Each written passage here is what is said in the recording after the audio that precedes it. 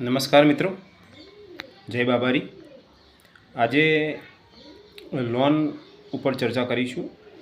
ભારત અને ગુજરાતમાં ઘણા ફેમિલી પર્સનલ લોન લેતા હોય છે અને એપ્લાય લોન માટે કરતા હોય છે। એનું એક જ રીઝન અને કારણ હોય છે બાળકો અને દીકરી દીકરાના લગ્ન માટે, અને બીજું કે હરવા ફરવાનો જે ફેમિલીને શોખ હોય છે તેના માટે લોન લે છે। અને ખાસ કરીને જે દીકરી અને દીકરાના લગ્ન હોય છે એ વખતે અમુક ફેમિલી જોડે પૈસા નથી હોતા, એટલે પર્સનલ લોન અને બીજી અધર લોનો લે છે। પછી દેખાદેખીથી શાનદાર લગ્ન પણ કરે છે। પછી હરવા ફરવામાં જેને રસ હોય છે તે લોકો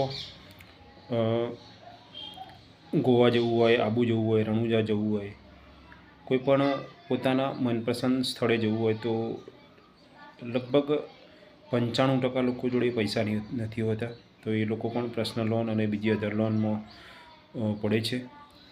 પછી લોન તો લઈ લે છે, લગ્ન પણ સારી રીતે થઈ જાય છે, હરવા ફરવાનું પણ થઈ જાય છે।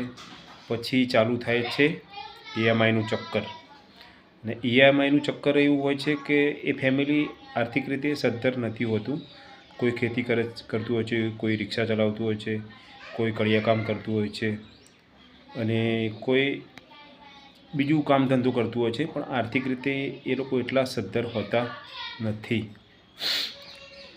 પછી EMI સ્કીપ થવા માંડે છે અને પછી માણસ ભરી શકતો નથી અને એ ભાગતો ફરે છે, અને સમાજમાં બધા લોકોને કહે છે કે મારે ભાઈ દેવું થઈ ગયું છે, પણ દેવું થવાનું કારણ એને પોતાને ખબર છે કે દેવું શાના કારણથી થયું છે। તો મિત્રો, જેમ બને તેમ પર્સનલ લોન અને અધર લોનના ચક્કરમાં ના પડો તો સારું। આપણી ચાદર હોય એટલા જ પગ લોબા કરશું તો ભવિષ્યમાં તકલીફ નહીં પડે। તો આ વાત સાથે મારો વિડીયો પૂરો કરું છું। આ વિડીયો આખા ગુજરાતમાં ફેલાવજો, શેર કરજો।